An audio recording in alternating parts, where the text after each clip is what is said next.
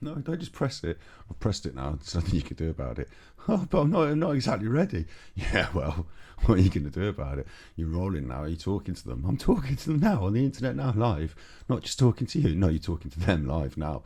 You better stop being weird and start being normal. Normal-ish. As good as you can pull. As good as you can pull it off. Try your hardest to pull off normal. You ready? 3, 2. You're not allowed to count in. You're going now. What do you mean? Why did you say you're ready then? There's no point in saying, "Are you ready?" You're already going. Okay, 3, 2, 1. Is it rolling? Yeah.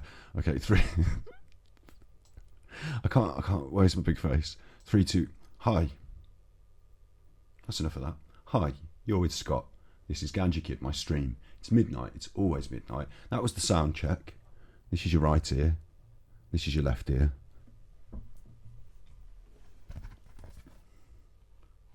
Have a bit of that. You like that? This is Mental Health Monday. So conveniently, I've changed the web browser, so it's just really small up in the little corner there. Convenient. I'm here a little bit early, so I can do these sort of things. Here a little bit early. Haven't even pressed go on the music yet. See, haven't even got press. Steady on. Here a little bit early.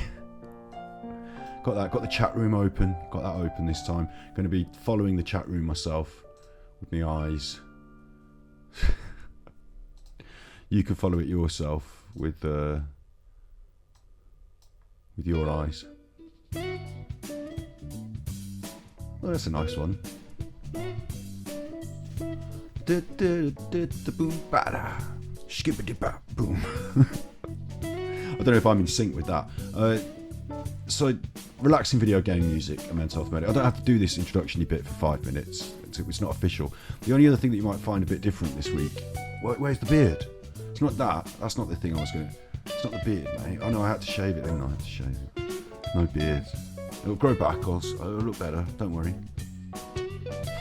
Do that until it grows back. I'll pull this face to simulate the chin extension of the beard. I'm a little bit higher up. I'm not any higher up. It's the camera's pointing lower down. But because I had the camera on there to do the ASMR recording at the weekend, which didn't go very well, let's be fair. I'm not even sure if I'm going to edit and upload that this weekend's run. It's what happens. It's what happens. These things happen. Look, I got the camera put back and it's just not quite. Now if I mess with it now while we're live, if I mess with it, it's not going to get any better. It's only going to get worse, and it's going to frustrate me. So I thought, chuff it. I'll just be higher up. It means if I slouch like this, then it just seems normal. But actually, I need to be posture. Hands behind the back. Posture. There you go. Posture. Thank you very much. So 5 minutes to chuff, and then we'll get into the mental health. In the UK, you don't have to do anything. If you want to be a therapist, you don't have to do anything. You can just write it on your business cards. I'm a therapist. We found this out in Mental Health Monday. So I'm your therapist today. And what we're doing today is 25 cognitive behavioural therapy. Continuing our work in cognitive behavioural therapy, what we're doing today is looking at cognitive distortions. We've got a list of them here. Oh, they move quite quick. Just like your thoughts, they move quite quick. Got a full list of them there. They've all got little pictures with them. They're going to be nice. That's going to be interesting. We'll talk about them all. We're seeing through the mirror of mental health therapy. You don't get to see this when you go for your therapy. So best for you to start at episode 1. Go back to episode 1. Check us out. We've got a YouTube channel called Ganja Kid. I upload the full streams. You'll see here videos of everything. Mental health therapy for free. There it is. There it is. That's episode 1. And episode 2, mental health therapy for free. Full stream, unedited, full stream. Like what we're doing now, just on YouTube as a record and a log. And all the other streams that we've been doing. All the chuffing we've been doing, all the fun. Did a little bit of politics recently with this Sue Gray report and these chuffers that are going around at the moment. So I thought I'd just dip my toe in there a little bit. Not a political stream. Not going to continue being political every day of the week. Just dip my toe in there a little bit this week. And that's our YouTube channel. We also edit what we do here for Mental Health Monday itself. It's got its own channel. So if you scroll to the bottom of our YouTube channel, see at the bottom there, Ganja Pukori Media, Mental Health Monday, boom, right next to the S on our channel. We've been doing loads of edits all last year. got a full resource here. And what we're going to do this year is I'm going to think carefully about how I'm editing what we're doing now, and we're going to start uploading the mental health therapy for free.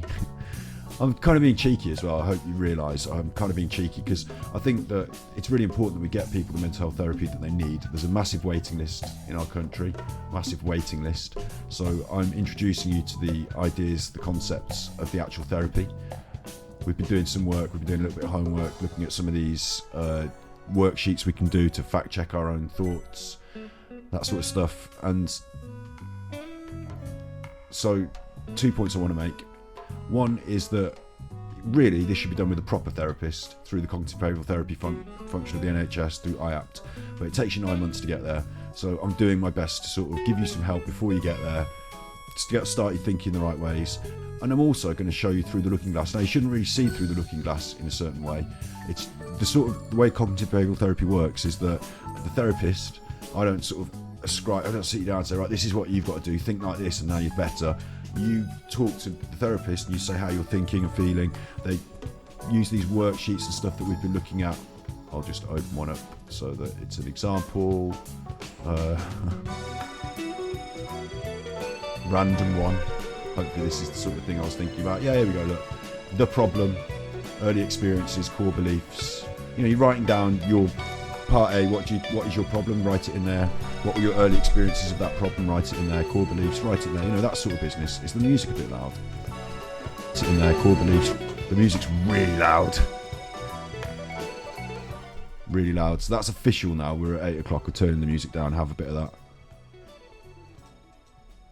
Right down. Why is it so? Is it just loud in my ear? No, it's down on the computer there. Just when it's background, mate. Just background. It's officially 8 o'clock. So now it's officially Mental Health Monday. So I'll go on to it. I've done the intro already.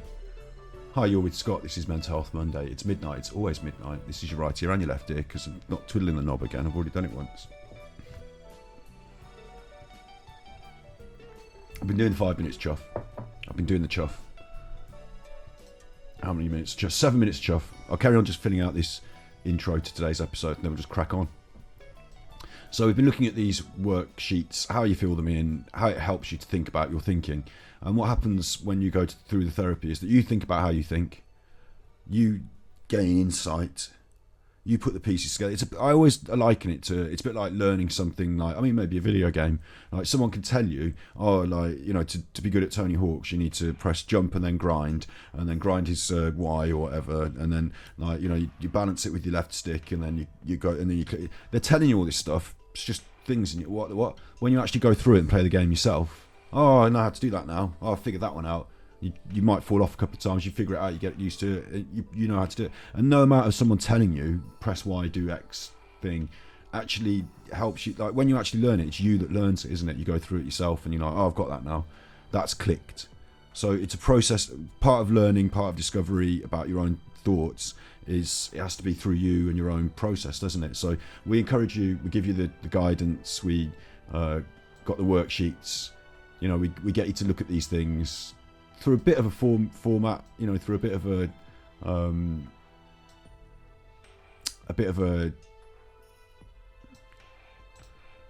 what's the word? A bit of a structure, a bit of a prism.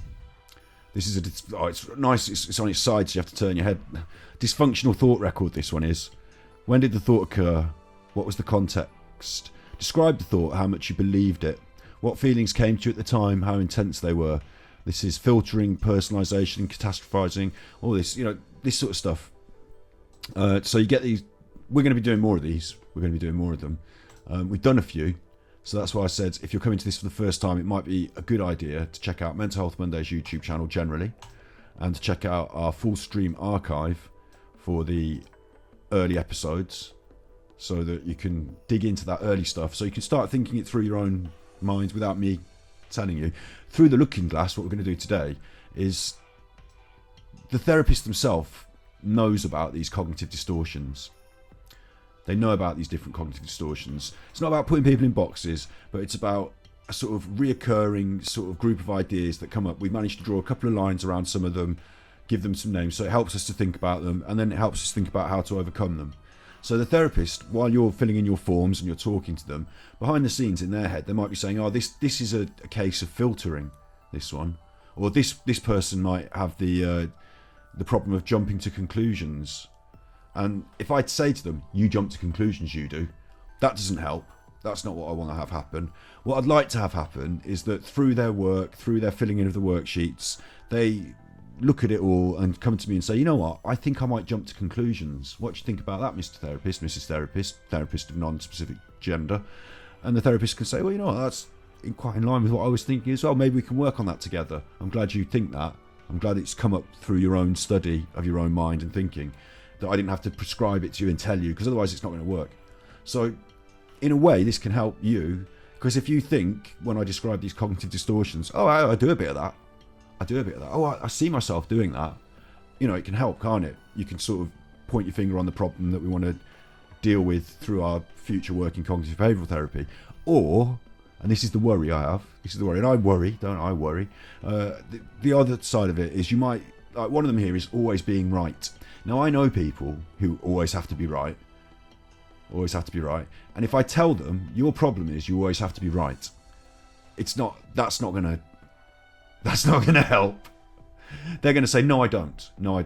And in doing so, prove their own point. Like, oh, you don't, do you? Okay, well, what if you do? Well, I don't, I'm right, you're wrong. Well, there's another layer to this always being right that we're going to just, you know, today we're going to dig into these a bit more.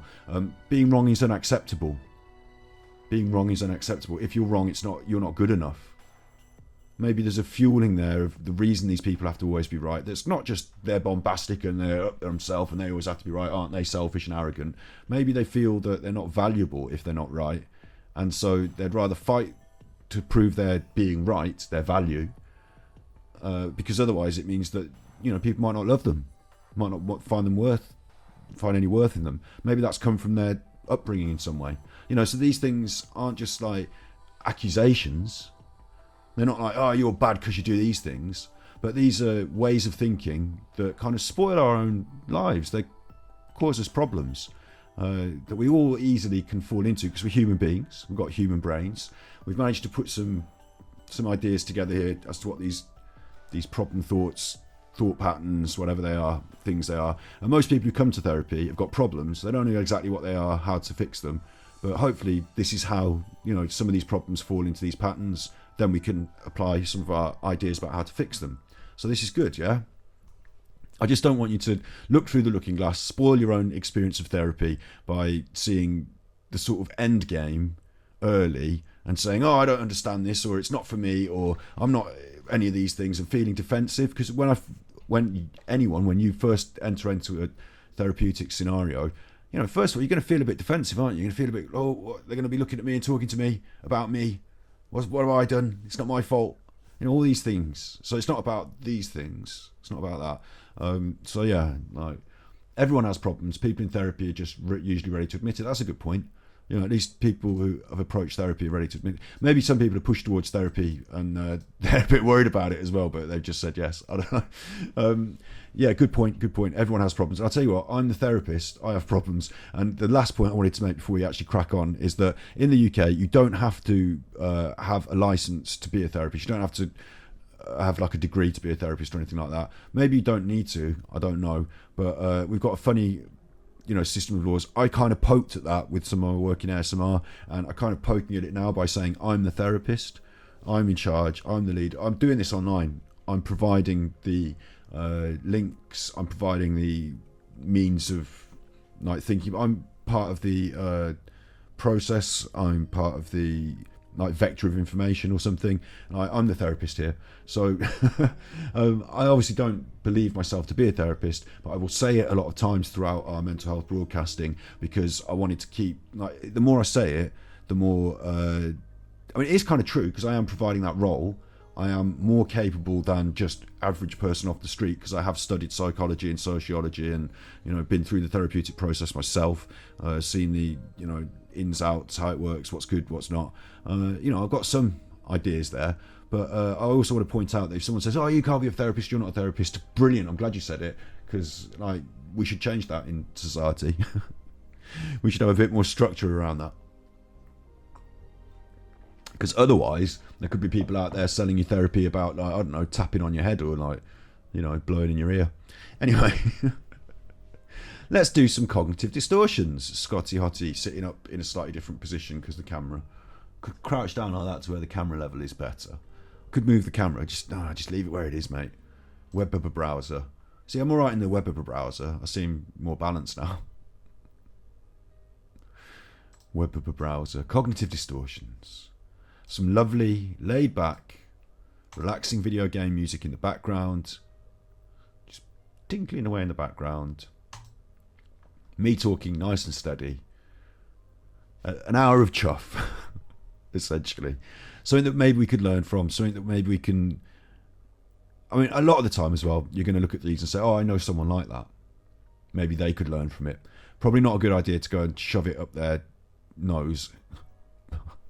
Talking of noses, I had a nosebleed. Before I came on here, I gave my nose a good blow because I didn't want to have like stuffy nose. It started bleeding, so it's my own fault for giving it a really good blow. But yeah, I don't want you to get on other people's cases about this. This is about learning about your own thinking. So hopefully we can all learn something here.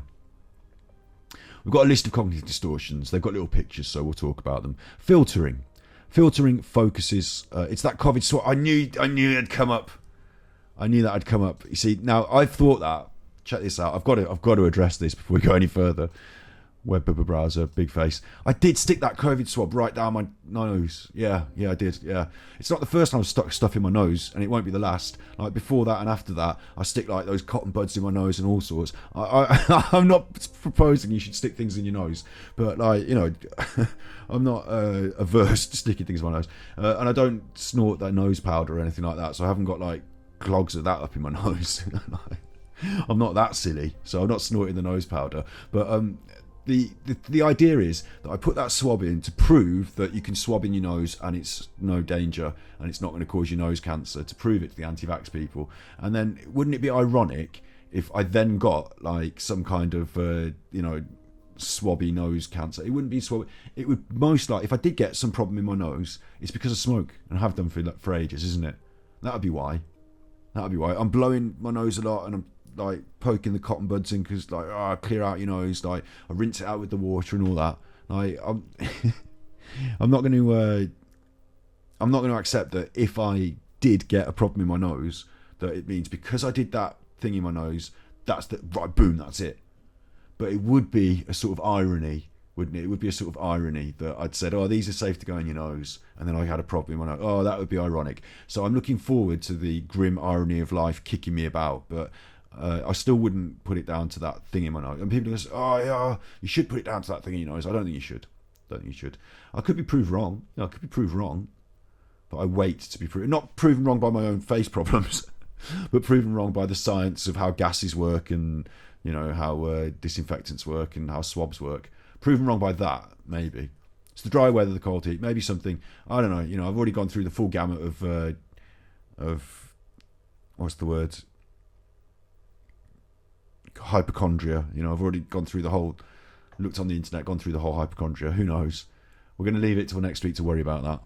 I've actually specifically said to myself, I'm not worrying about whether I've got like but yeah, that would be irony, wouldn't it? Web of a browser. Let's see if it fits into one of these cognitive distortions. We've got filtering, focusing on the negative, ignoring the positive. That's interesting, isn't it? Filtering, because it implies, you know about filters on Instagram. That's not the sort of filter I always think about. I always think about the filters that, you know, like a mask that stops things from getting through, like stops the good information getting to you. Maybe only the bad information, the negative gets to you. Focusing on the negative. Maybe you filter information in that way. A filter, you know, like a water filter. I don't know, but it could also mean like filtering, like Instagram, couldn't it? You know, you only want to look at the positive or show the world the positive. You filter a certain. Like filtering coming in, filtering going on inside your head about the information, but also I believe filtering going out, the way you show the world what you show the world, how you filter your feelings and what you put out there. Filters. Filtering was with my nose. I was filtering I was filtering literally through my nose the air. But what I also meant was focusing on the negative. Oh, you put that thing in your nose. That's it. Filtered. Done.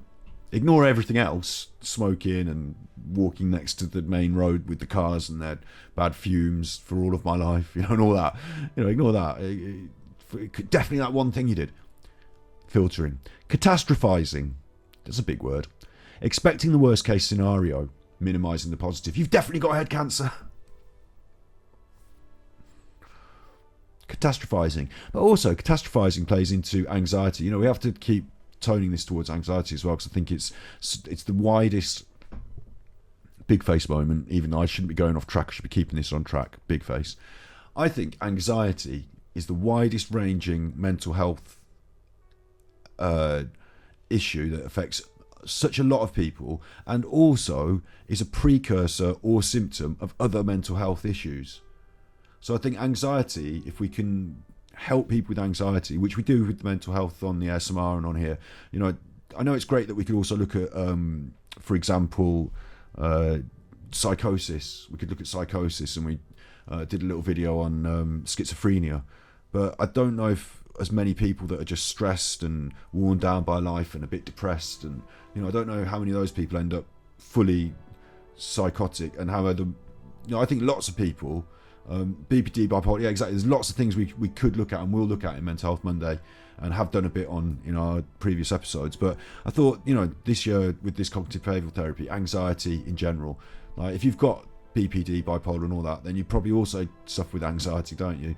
And it should be broad. This, I know we call it Mental Health Monday and it's mental health support and all that, so it might not feel broad to people, might it? Oh, mental health support, but it is really. We can all help and be helped with a little bit of this, can't we? Catastrophizing, I think we all kind of do that. We've been through the COVID. It's been easy to catastrophize. Polarized thinking. All or nothing thinking, ignoring complexity. I'm just going to whip through these a little bit, because we're actually going to talk a bit more deeply about them each time. So I should whip through the pictures first and then talk more deeply. Or should we do pitch? I can do both. Hang on, look. Polarized thinking. Well, I've moved it too quick. Get off the big face. Let them see it. Web browser. Polarized thinking is all or nothing thinking, ignoring complexity. Find that a little bit confusing. Here we are. This cognitive distortion is all or nothing thinking with no room for complexity, nuance. Everything's either black or white and never shades of grey. If you don't perform perfectly in some area, then you may see yourself as a total failure, instead of simply recognising that you may be unskilled in one area. Unskilled, I don't like, need a bit of work, can improve. Unskilled, you can improve. I get it, I guess. So it's like disaster thinking, isn't it? Something goes wrong, that's it, it's finished, up the wall. Dinner's over. I'm leaving. Polarized thinking, black or white thinking. We're listing it as a cognitive distortion. Now, I'm sure that many people, when I list this, will remember something in their lives, or somebody, has done something that they're, very black and white, that person, what they did there, threw the rat out of the pram there, no shades of grey with that. Or jump to this, very angry about this, they don't see any of the complexity, they're just very angry about this. Or, you might think about those sort of things. But also it's pointing out that you do it to yourself. You don't look at the complexity of life. You just say, I failed, that's it, over. Or other things. I was going to say something else about it, but for some reason my brain's just... Polarized thinking. Yeah, I was going to say that if you are looking at this and you have polarized thinking, you're probably not going to say, oh yeah, that's me. Probably going to be able to point it out in other people, and maybe in yourself you're going to be able to think, oh, I remember that time where I really was stubborn about this, or really definitely thought, that, and it turned out it was a bit more complex or a bit more nuanced than I thought. Like, maybe politics, maybe whatever, not wanting to bring politics into this, but, these sort of things, people seem to be really on the one side of this argument, and then over time it might change, and that's okay, because people change and get more information. But you might not really, if it's you that's doing that thinking, you might be thinking, no, I'm not black and white thinking, I'm just really sure about what I believe. So that's a hard one to hear early doors, isn't it? But if you now know what it is, you might be able to see it happening sometime in your thinking. It's dominating our political systems and COVID misinformation. Yeah, exactly. It's weird, isn't it? During the COVID, this sort of stuff seems a bit different now in the COVID. Same with the filtering. You know, filtering the good things and the negative things. Same with that. It's hard, isn't it, when there's this COVID going on, because that's what they're doing to us. Number 3, overgeneralization. Overgeneralization is, what a word. What a word. What a lovely word. It's just other words put together. Overgeneralization. All the meat eaters hate animals. All the vegans hate the meat eaters. Overgeneralization. We love the animals. That's the way of saying it. We love the animals. I know, yeah, it's an overgeneralization. Overgeneralization as well. Not just a generalization now. Anyone might think that any generalization was an overgeneralization. No, not just any generalization is an overgeneralization, but overgeneralization. Oh God, I've said it so many times now. The more I say it, the worse better it gets. It's taking a single incident or point in time and using it for the sole piece of evidence for a broad conclusion. Do you remember so-and-so? They did that bad thing. They are a full chuffer. I do that a lot, don't I? I do that a lot. But the people I'm talking about quite often have done multiple bad things, and I'm just pointing out another one.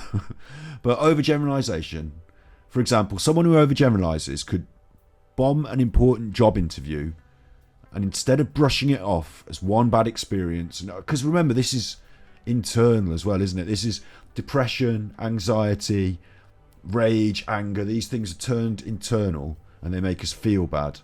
We can't fix the world around us with our overgeneralizations.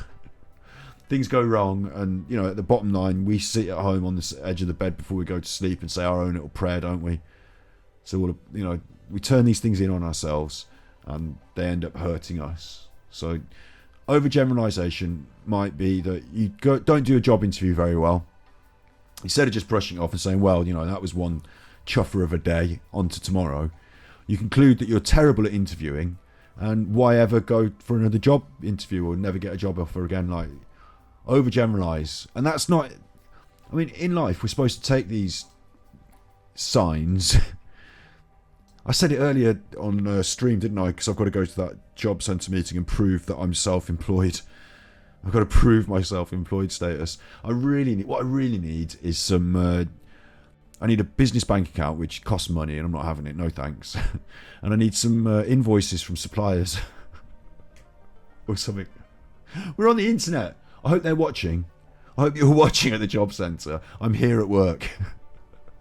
You're not. You're at home, you chuffer. Look, for example, someone who overgeneralizes. I say I can never keep a job. I'm no good at it.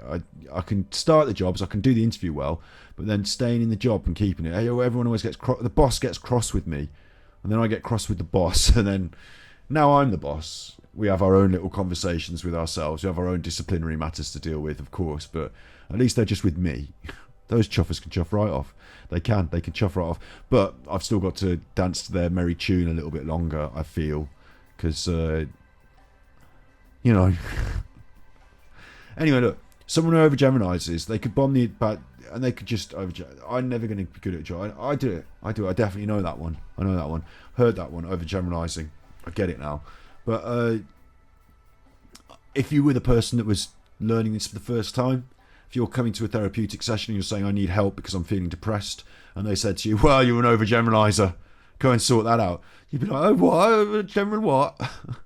Calm yourself. We don't need these big words. We don't need these big words at this early stage. We'll learn about this sort of stuff, whether you feel that you do this sort of stuff through our worksheets. We could come back to it. If you end up being an overgeneralizer, we've got a solution for that. We've got something in the pipeline that's going to help us to not overgeneralize as much. But no, if I say the word overgeneralizing anymore, then I risk forfeit. So I'm not going to say it anymore. I'm not allowed to. I've said it. I liked it. I enjoyed it, but now it's gone. Jumping to conclusions.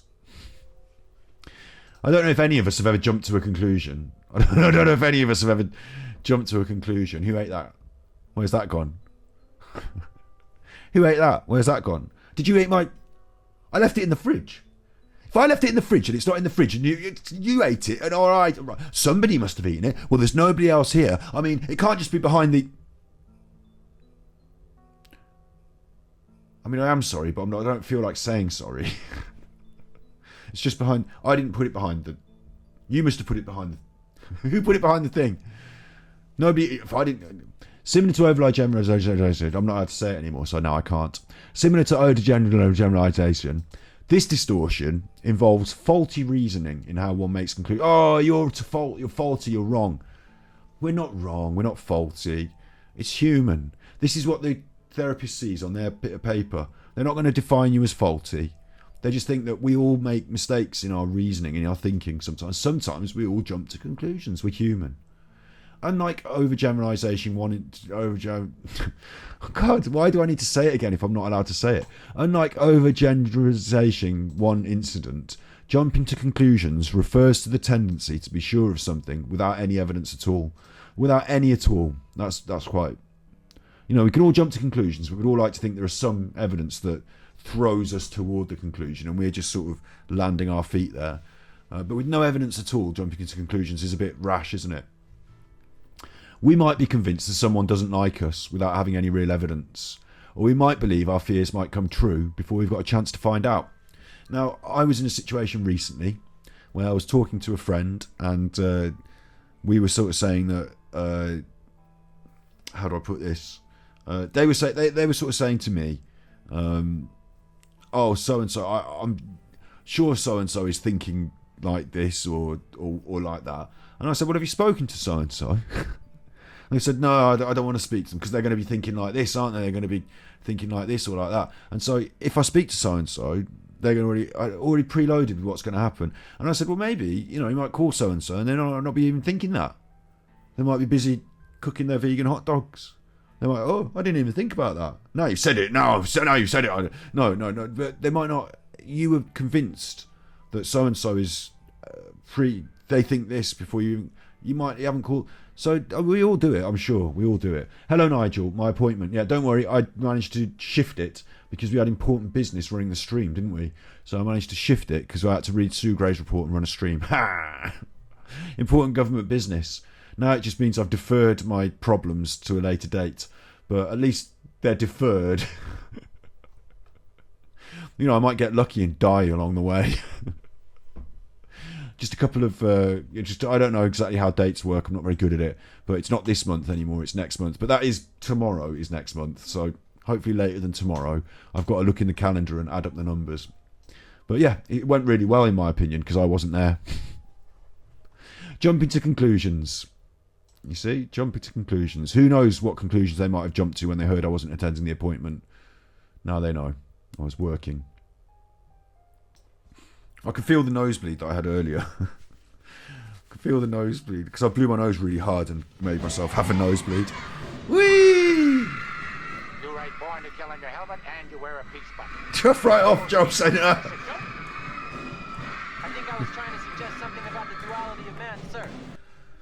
There you go. Have that, your job centre. Stiff that up, your job centre. Do you know what the irony is? I've been doing all this moaning over these last few days as well, and did a stream where I actually looked back on that and felt, oh, look at you with the privilege. You don't want to go and work at Tesco. Look at you with the privilege. And I thought to myself, I did actually used to work at a supermarket when I was growing up. I did work at the supermarket. I haven't got any, chip on my shoulder about doing it. I'm happy to do it. I've been there and done it. They sacked me. So I'll tell you some supermarket stories and then we'll carry on. Big face, you'll love this. Supermarket story number 1, right? I used to have a piercing in my lip, and the rule was you have to cover the piercing with a plaster. So I used to sit there with this plaster on my face. I was doing the checkouts. I had to sit there with the plaster on my face, and people would come past and they'd be like, what the chuff is this? So what I did was I got my spike piercing and I got plasters and cut them up and put them all over the spike so the spike was now blue.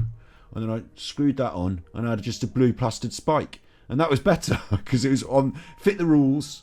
No one could say anything. It fit the rules. I had a spike blue plastered. Now I was cool. Not just plaster on my face like I'd lost whack-a-day to me mallet. But like Spike, that was good. And then what other things happened? I've got some funny. My worst was I'd sitting at this desk. The people would come through with the checkout, right? And I wouldn't be very good at some of the things. Now there's money involved, so I hope it doesn't get criminal. I hope they don't like try and get me on this years later. But I wasn't very good, right, at the system. So for example, something had come through and no kilobytes. Where's my no kilobytes? Kilobytes, come on you, kilobytes. Right, the system. Come on, kilobytes. I'm hardware encoding, so it really worries me when the kilobytes drop like that, because it means the computer itself is having a chuff, but don't worry. So what I do, right, is this money... Oh, God, the money. So something come through, I have a problem finding the barcode or whatever, and you're under pressure. There's a queue of people. They're all doing their shopping. It's busy. They're looking at you like you're an idiot, and you are an idiot. So what I do is I just go, and then they can have that for free.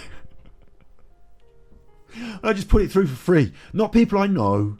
Not people that I help you out, you know, mate, have some sneaky beers, give me one later. Not that. Just couldn't find the barcode on the carrots. Have it for free. Or the other one was, you're supposed to put this thing on the scales and you type in, you've seen them, you've gone through the checkouts. Not anymore, they have robots in the checkouts now. But back in the day, you go through the checkout, then you get, oh, look at it, it's parsnips in a bag. I'll put them on the thing. Type. It says parsnips, that's how much it costs, there you go. Like, I've got a list, I've got a folder, right? And it's got like all the different vegetables and things that come in bags. I've got to decipher what's in the bag first. I've got to decide that's a parsnip. It's not, is it a funny looking carrot? I haven't got time for that. They're stood there with their angry children and they're, you know, in a big line. Where's my... Send the things down to me so I can pack them in my baggy chuffer. I've got to get home.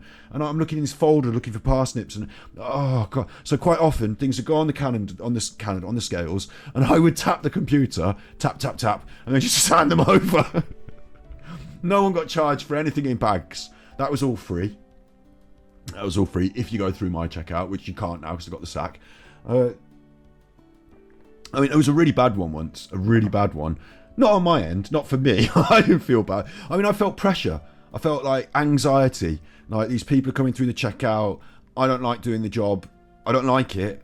I'm here in my chuffing uniform with my plaster on my face. And then these people are pressured. The boss is pressuring me. I don't get a break for like 4 hours. I'm just like, don't like it. This guy came through. He'd done his shopping. He said, can I have the cash back, please? £50 cash back. And I said, absolutely, yeah. And I forgot. Like, he did the shopping, he did that at the start, £50 cash back please, and I went through the shopping, and he's like, how much money, and then he's like, where's my £50? And I'm like, oh God, where is your £50? Like, this is a problem, because you've said it, I haven't done it. Like, I've got a queue of people, so just wait a minute, sir. I just got to open the till again before I can get that out. So then he had to wait while this other person... Because during that time, I'm doing another person's shopping now. He hadn't paid for his cash back. I forgot to put it through. He hadn't paid for it. Realistically, he's owed nothing. But it's my mistake, and he's there and he's cross. And then this other woman's already pushing her shopping through. So I'm like, I can't open it until we've done hers. And then I'm thinking, what am I going to do? How am I going to fix this? Do I have to get the card off him? He can't pay for her shopping. Like, he's already paid for his. He can't just give me the card and I can't just do the cash back because he has to pay for something. I'd have to make him pay for another item. He's not going to like that. So in the end, when it came to this woman's payment, she paid me and I gave him 50 quid. I just like gave him 50 quid. I don't know him. He left that supermarket that day with a free 50 quid because I chuffed up the cash back. And like, do you know what? My overlords, the people I hand the tin into at the end of the day, I thought, oh my God, they're going to think I've stolen 50. I wouldn't steal from the chuffing supermarket. I don't need to steal from the supermarket. Do you know what I mean? I don't need to steal from the supermarket. I'll tell you what used to happen sometimes. Sometimes is there might be like a pound coin floating around that might help me just towards my cigarettes. Other than that... No, honestly, I did sometimes take a pound coin if I didn't have enough money for cigarettes for my break, I would take whatever extra money I needed up to the value of about £1. And I think I deserved it, to be honest. I didn't see that as stealing. I just felt like I deserved it. But yeah, it don't work now. I've been sacked long ago, Nigel. I've been sacked long ago. But the other one I did used to do, this was bad for my Safeway overlord bosses, but not for the people who came, was if you had loads of nappies and baby food and that sort of stuff, right? If you were putting through one of those shops, you would find that a greater proportion of your goods than you would imagine just went through without getting beeped. Oh, it's a mistake, isn't it? It's an honest mistake that no one can tell me I didn't make. I'm not here on the internet saying I gave people free stuff deliberately, but I am saying that some of it went through the checkout without going beep, and at the speed it was going, and with my, with my early skills on the checkout, maybe some people who were buying a lot of nappies and had 3 kids to feed and that sort of stuff, maybe they got a slight discount on their shopping bill that week simply by merit of Scotty Hottie not scanning the things through very well. If you're in the buying your beers, if you're buying 6 bottles of vodka, they're going through. That's not. I'm not here to cheat the system and give people free stuff. But if you've got nappies and fruit and veg and 3 kids in a buggy, and I don't know, sometimes things used to just slip through the net. That was my career. So what actually happened was that after about several weeks of this, they called me in and were just like, what did they say about it was something to do with my conduct, something to do with my behaviour. I think one of the things I used to do was I realised that the place didn't fall down around me if I wasn't there early or if I missed a bit of 15 minutes more on my break or stuff like that. So my timekeeping was a bit, but then it didn't matter, did it? Because it was only one checkout being open amongst 10, so it didn't matter. So they had me in about that sort of stuff. I think they were there to give me a talking to and to sort of scare me, because my tills were never, you hand them in at the end of the day, they're in an office, you hand them into the office, and then the office count everything. And I'm like, this can't be right. My till's not going to add up. I've not been stealing, but it's not going to add up. So you deal with it. So they had me in, they were talking about, I think they wanted to scare me and say like, what about these tills or something like that. And I sort of probably said to them, you know what, I don't really care. I think I said that. I don't care. Like, not like you care with you've got the shirt and the job, and I just sit on that checkout, mate. You won't let me wear my piercing. I'm not allowed to have a break.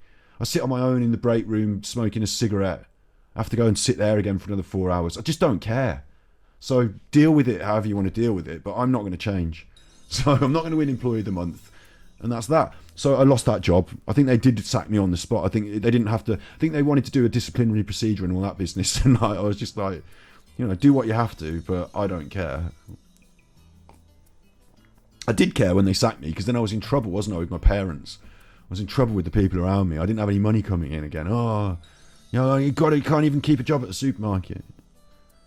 Can't even keep a job at a supermarket.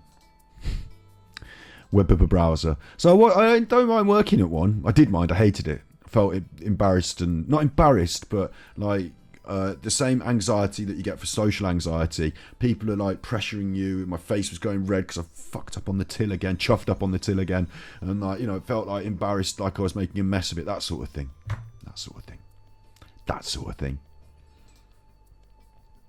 Are they going to make me do that? The jobs, the deal with the way to work scheme that the government is forcing on people who are not in full-time employment. They have this thing they call gainfully self-employed. A quick big face. They have a thing called gainfully self-employed. If you're self-employed and you're making money and you're self-employed and paying your taxes, which obviously I am, but I don't make a lot of money, but I still pay my taxes and put all the things through. I'm not like sitting at home pretending I'm self-employed whilst actually like getting free money off the horse racing or drug dealing or something. You know what I mean? Like, I'm not like, I'm not a money laundering scam. So, but they worry about, obviously those people are doing that, aren't they? And that's bad. So they've got a system for that, not gainfully self-employed, like cheating the system, pretending to be self-employed, but actually you're just up the local pub drinking your cider and then going to the betting shop. Those people, you know what I mean? Like, so they've got to differentiate the two, and it's quite an easy way to do it, because like if you're running a business like I am, then you have got like accounts like I have got, and maybe suppliers, and maybe other businesses have suppliers, and so you prove your status as gainfully self-employed. It's a little bit like having to go to court. and prove something. Like, it's a little bit silly. So I've got a tax reference that says I'm self-employed. You know, I've been filling in my tax returns over these years. I've got these things. They know I've got them because they've seen them already before the COVID. But now they just want to make sure. They don't really want to make sure. What they want to do is hang up some hoops, because if you don't get through these hoops, if they can cross off a few things into some boxes, they might be able to, in their mind, prove you're not gainfully self-employed. And if you're not gainfully self-employed, then you're either cheating the system or whatever. You have to get a job on their system. The way to work scheme is to get unemployed people back into work. It's a fair enough system, but what it actually is, it doesn't take into account your skills or your trade or any of that. It's just like, here are the jobs we need people to do, because we had a Brexit and we sent all the people home that were doing the jobs. Here are the jobs we need people to do, like fruit picking or working in a supermarket stacking shelves, or, you know, those sort of things.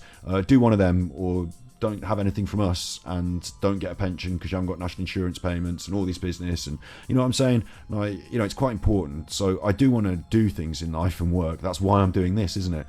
So I'm gainfully self-employed. But if they can prove I'm not, or stop me from proving I am, which is weird because, like I said, they've got that tax return, they've got that tax information. I've already given it them in the past. If they can prove, I don't know, Eddie Strongman had my name on it, didn't it? So if they want to go on Netflix and look at that film, they can prove that. But I don't have a piece of paper saying Scott Jessup was the executive producer. You know, I don't have a certificate to say I produced a piece of media. I don't know what they want from me, but you know, we've got to go and have that conversation.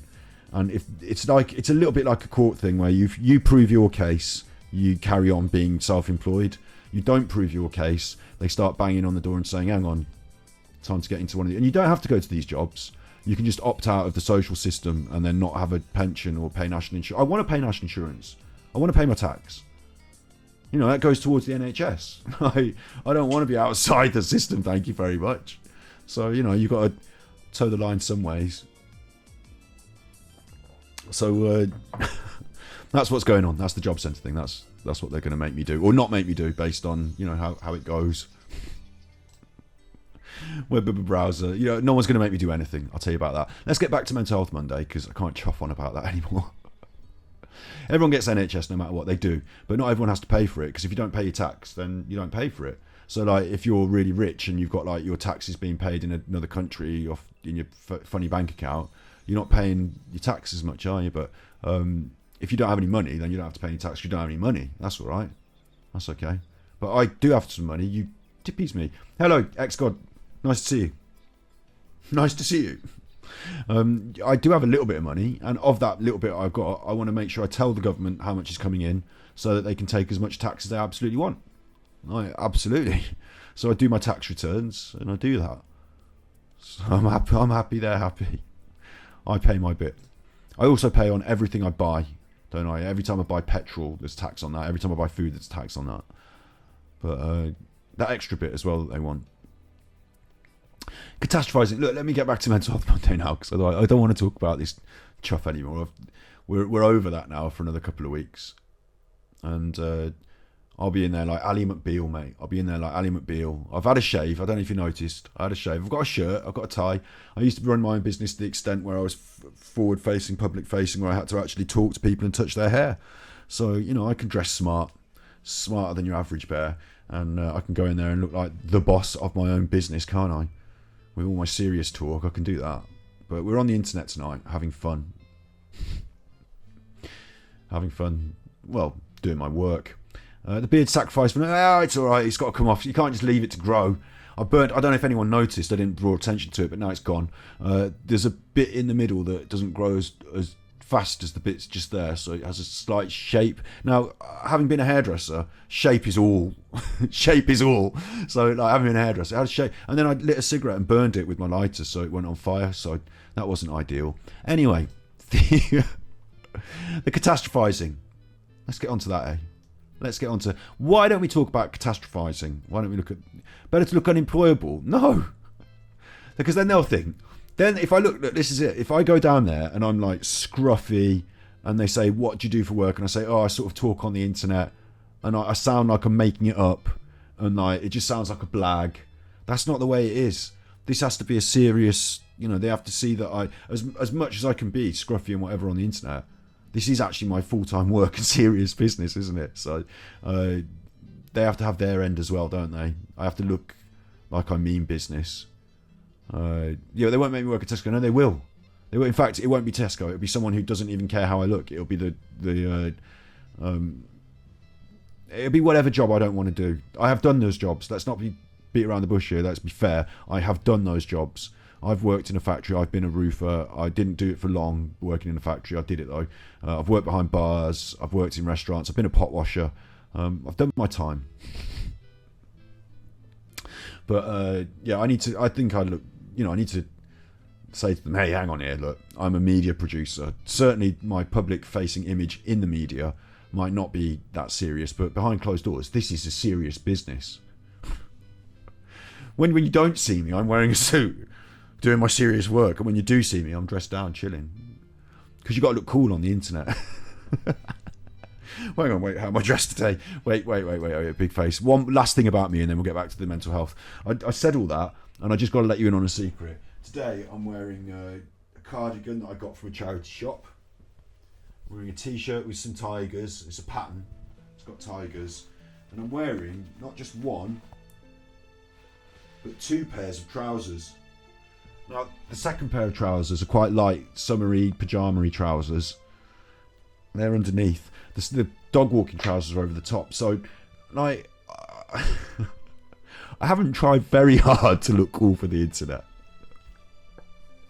I should do now. We're going to do a week of suit. I'm going to wear a suit for a week. I'm going to show you Scotty Hottie. Let's be fair. I used to run a hairdressing salon. I used to run a hairdressing salon. I wore a tie and a shirt. So not a tie. Shirt. Sleeves rolled up because you've got to do your hairdressing. Shirt. Smarty haircut. Smarty trousers. Smarty boy shoes. Come on. Scotty Hottie can rock. But it's not about me. I'm only your therapist. I'm just your therapist. This is about you. You're a catastrophizer, you chuffer. This distortion involves expecting the worst will happen, or has happened, based on an incident that's nowhere near as catastrophic as it's made out to be. For example, you may make a small mistake at work and be convinced that it will ruin the project you're working on. You may have a little nosebleed, and now you've got a brain tumour. I can feel it now. Alternatively, one might minimise the importance of positive things. So catastrophising is minimising as well as maximising. You might minimise the importance of positive things. So someone might say, you know what, you did a really good job today. And you might think, well, chuff them, what do they know? Or you might minimise your own characteristics. You might be loyal and hardworking, but the job centre might not see that unless you work at Tesco.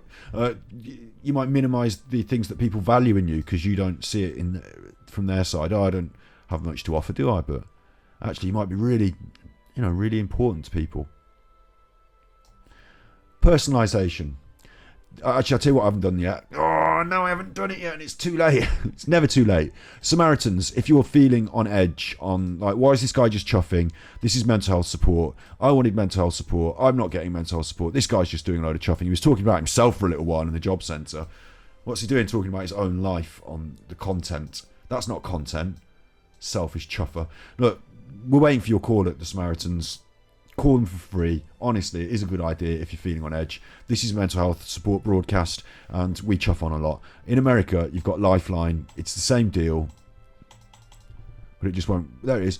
$9.88. You call them for free. If you're feeling on edge, if you're feeling, vulnerable, things aren't going well, and you wanted to speak up, you can speak up in our chat anytime. But if you feel like you need to talk to someone now, come through this portal, seen this. Get on the blower. In England, we call it a blower, a phone. Get on the phone and talk to these people. You can talk to us in chat. I forgot to say it at the very start, so there you go. You want the job sensitive? Could you imagine? You would love it. You'd love it. You don't know about this stuff. I bet it's much more straightforward in your country with your systems. Where's the CBT? We want the CBT up. So you don't know. You think you can talk to somebody on the phone? You do. How naive! How naive! I can't talk to anybody from the job centre on the phone. I'm not allowed to arrange an appointment with them on the phone. You can call someone up on the helpline and tell them that you need to do something regarding an appointment, and they'll deal with it. Okay? They'll get back to you through the computer system to say it's been dealt with. But you can't talk to them directly and deal with it. They will deal with it. The helpline people will deal with it. You can't call the people at the job centre. You can't talk to them one-to-one. You can't talk to your case manager one-to-one. They're separate from your job centre people. They're separate your case manager. You can't talk to them. Well, you can talk to me. You can talk to me here, Scotty Hottie. You can talk to me. Web browsing about mental health, because honestly, I know that you're interested and it's my life and you're interested. You're not interested in my life, but I know that it's pertinent to you too, because you are part of this Ganji Puka Warrior crew, and you know your contribution is what we're doing here. So it's you know the deal. I can't thank you enough. You know the deal. I can't thank you enough. So I get that, but we're going to have to put that aside, because what we're doing here is the mental health work today. You can come in tomorrow when we do Joe Rogan tomorrow. If I can find all those old websites that I had about DMT and pineal glands. When we do Joe Rogan tomorrow and his funny ideas, then we can talk about my life. But for now, like, my life isn't terrible. My life isn't terrible. It's just that some chuffers at the job centre are making it a bit difficult. And I wouldn't have to worry if I just worked harder and earned more money, would I? That's the bottom line. If I had this podcast going and we had a sponsor going, and they wouldn't be worried then. They'd be like, oh, I love this tax money coming in. Tell us more. And in fact, at that point, I wouldn't need them then, would I? Just, you know, it was only while you're going through the hard times that you need these fallback facilities, don't you? What can you do? You know, for years and years, I didn't use the job centre in any capacity, unless to advertise for positions at my hairdressing salon. And for years and years, they didn't need to hear anything from me. Other than, here's your tax money, and you know, do you have anyone that can come and work a few days of the week? So more money doesn't equate to value. I know, I was just talking on their terms. Anyway, that's enough. That's enough of that. I want to get through this mental health support. I've done 6. How many of these have we got? We've got tools to fix them, you see. We've got 15 of these to get through. We're up to 6. You know how this goes. You've had your little break. You've had your little snack. It's time to get down to business. So catastrophizing, interestingly, works both ways. You can be min-maxing. Min-maxing, that's the term that the gamers will understand. Next, personalization. This is a distortion, because remember, we're talking cognitive distortions. I'd have more money if the Ganji Puka crew were richer, yeah, and we'll all get rich together through the endeavour that we do to our... Eventually, we're going to invest everything into a Bitcoin or something. Like, we're going to buy ourselves a big old Bitcoin, and then we're going to sit on the island drinking Bitcoin aladas. Probably not, with the way that Bitcoin's working out for them. But who knows? Maybe it's not about that. Maybe it's about what you said about money not being valuable, and maybe it's just about we get somewhere together, help some people, and maybe we don't even know. You know, maybe we don't even know. Where's the big face? Maybe we don't even know. You know, we know there's been a few. We've seen them in chat. We know there's been a few. We know a few people have watched a few of those videos and left a few comments on the Mental Health Monday. So we know there's been a few. But it doesn't matter whether it's a few thousands. On social media, I'd love it to be thousands. I'd love it. Probably get less out of this chat if there was thousands flying through. So, you know, pros and cons. Reaching people with ideas. That's the main thing. We know that we've done it already. We know that we continue to do it. So, yeah, that's good, isn't it? And if we can do some good work this year and reach some people with those ideas, and maybe, you know, I don't want to be like, oh, save a few lives, you know, lifesaver Scotty Hottie. But, you know, the things you do does directly save life in your work. So, you know, we're helping, aren't we? We're doing the good work, and that's the main thing. So it's a big win. That's the big win. What we do here is the win, isn't it? So the finance is like a frosting on top of the cake. But also I need to eat. I need some cake to eat in order to frost. We're not frosting anything. We're getting back to the web browser. I'm your therapist. Personalization. This is a distortion where an individual believes that everything they do has an impact on external events or other people, no matter how irrational that may be. A person with this distortion will feel that he or she has an exaggerated role in the bad things that happen around them.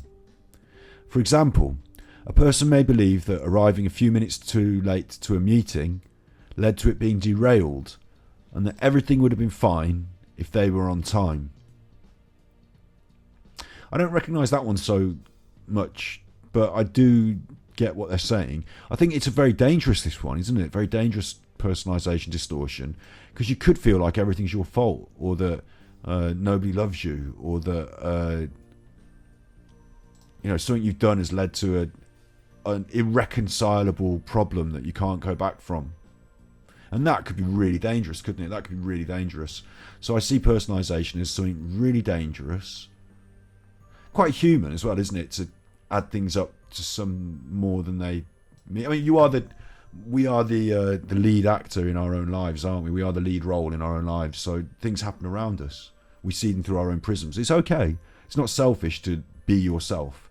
So to think, oh, well, this thing I did might, to go through it in your mind, because you see these things you did up close. Maybe someone else ain't that bothered. Maybe they've moved on, but you're still right, running that through in your head. I can see that, yeah. Don't worry, we've got things to fix. It's all your fault. 7, control fallacies. This distortion involves feeling like everything that happens to you is either a result of purely external forces or entirely due to your own actions. It's a bit strange as well, isn't it? Because it's a bit of both things. It's like the outside forces. It's a bit like the last one. Things could just completely go wrong, so done one little thing, or something outside has gone wrong, and a bit catastrophisey, isn't it? But it involves feeling like everything that happens to you is either a result of purely external or entirely due to your own action. Sometimes what happens to us due to forces we can't control, and sometimes it's due to our own actions, but the distortion is assuming it's always one or the other. That's interesting. I did kind of think that. Mercury's in retrograde. It's not anything to do with me. It's where it's how they popped me out on a certain day a few years ago. Made all the differences. If only my mum had crossed her legs 20 minutes later. Look, sometimes it's due to our own actions. Sometimes you did the thing and it made the thing happen. Sometimes it's just the way of the world. But sometimes it's not one or the other. Let's have a look at their example. We might assume that difficult co-workers are to blame for our own less than stellar work. I would have got that right if it wasn't for you. Or alternatively assume that every mistake another person makes is because of something we did. They'd be performing better if it wasn't for me. I find this one really difficult to get my head around. But mind you, I've been talking for an hour now, so I find anything to get my head around a bit difficult. If you keep your legs crossed till tomorrow, then I'd have been a few hours here and there makes all the difference. Fallacy of Fairness. And maybe these things work. Look, I want to say this about control fallacies as well. Maybe that will really stand out to someone. Maybe someone listening to that would think that's bang on. Maybe it doesn't stand out to me so much. But as we work through these things in cognitive behavioural therapy, whatever's pertinent to you will start to come to the fore. And then we can go back over these and say, do they fit in any way? So don't worry if you don't think you've got a control. And don't worry if you do think you've got a control fallacy, or if someone around you does. We're going to look at ways to deal with these. Possibly not this week. You might have to tune in again next week, you chuffer. But it's always ongoing work, isn't it? So don't worry about these things. Fallacy of Fairness. Chat makes it really difficult. You chuffers in chat. A fallacy of fairness. We're often concerned about fairness, but this concern can be taken to extremes. As we all know, life's not always fair. Oh, you chuffers. Life's not always fair, you chuffers. The person who goes through life looking for fairness in all their experiences will end up resentful and unhappy. That's me. Angry at the government because it's not fair. Angry at the job centre because it's not fair. Resentful and unhappy. But you can't fix the government. You can't fix the job centre. So you have to learn to just be happy about it, even though it's happening. Sometimes things will go our way and sometimes they won't. regardless of how fair it may seem. If you can dream and not make dreams your master, if you can think and not make thoughts your aim, if you can meet with triumph and disaster and treat those two imposters just the same.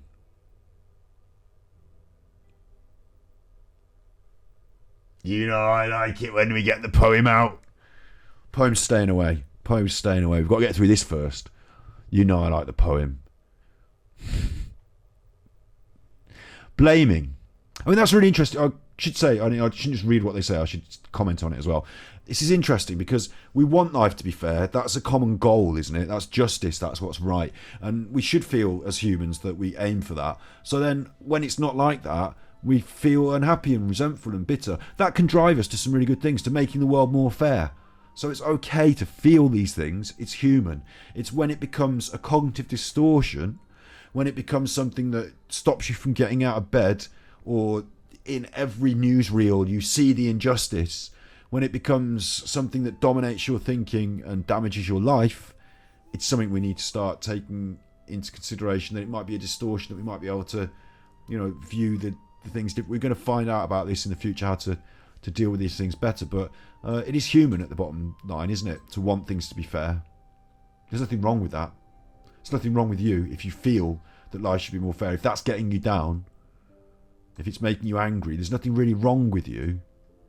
We call it a cognitive distortion because thinking can get a bit out of hand. Lenses. I say lenses. Lenses. You've seen things through a lens. The funny mirrors where you're wobbly. We all see things through a lens. We're looking through our eyes, aren't we? We're human beings with these like gloopy eyes, and they've got light shines onto cones in the retina, and those those cones react with different wavelengths of light, and then tell the nerves in the brain what's going on. Wavelengths, different lengths of wave hitting my eye, and my brain just turns that into this that I see. So I'm only human. I might see it a bit different. If something's in my eye, I might see it a bit differently. If the lens, our brain is like the lens as well, isn't it? Our brain is seeing things, it's creating things, it's taking all the information, it's putting it together. If I'm a bit worked up today, if I'm a bit down today, if I haven't eaten enough broccoli today, my brain, my feelings, my thoughts, my actions, it all goes together. My brain might not be exactly crisp and sharp every time in my reading of the situation. I might feel it's unfair and it's not right, and might get me down. Then I might start feeling it's more unfair because it's not fair, because it's not right. It might not be that we call this a cognitive distortion, that you're wrong. It might be that it's just, like I say about distortion, it might just be we've got to focus, to fine tune a little bit more. We can accept these things happen, and then we can still find a way to be happy. That's the key. So the fallacy of fairness is to believe that not only life is not always fair. We get that. We understand that. We should endeavour to make life more fair if we can. But the fallacy of fairness is to believe that because life should be fair, that it will be, and that things should go more. The fallacy of fairness is to walk into the casino and say, look, I've been losing all my money all week, so it's only right that I should win this one. Let's put the house on red. That's the fallacy of fairness, to believe that there's some inherent guiding mystic universal force that will make things go your way because you're due your luck. That's not, life's not fair. We accept it, but to believe in this, I think that's the fallacy there. I see how it's more fair than me than it is for others. That gets me down. And that's a good one as well, yeah. I feel guilty for the unfair things in life a lot, yeah, absolutely. I felt, like I said earlier, I felt that I complained about working in a supermarket when I was younger. I complained that they're, trying to push me into doing that now. I sound like such a condescending, privileged, do you know what I mean? Such a condescending, privileged chuffer, don't I? Such a condescending, privileged chuffer. I get that. I see that as well. And I feel it as well. I see on the news people that are going through wars and having their houses blown up, and I think, God, that's not very nice. I'm so lucky. Yeah. Fallacy of fairness. Blaming. When things don't go our way, this is number 9. When things don't go, this is number 9. That's going to edit well, isn't it? This is number 9. When things don't go our way, There are many ways we can explain or assign responsibility for the outcome. One method of assigning responsibility is blaming others for what goes wrong. It's a good one, that is. I like that. It's the best one. Because often it's their fault, the chuffers. Sometimes we may blame others for making us feel or act a certain way, but this is a cognitive distortion. Whoa, hang on. This is big now. This is big. Only you're responsible for the way you feel or act. Hang on, wait. Big face. Now, they didn't bring the drinks.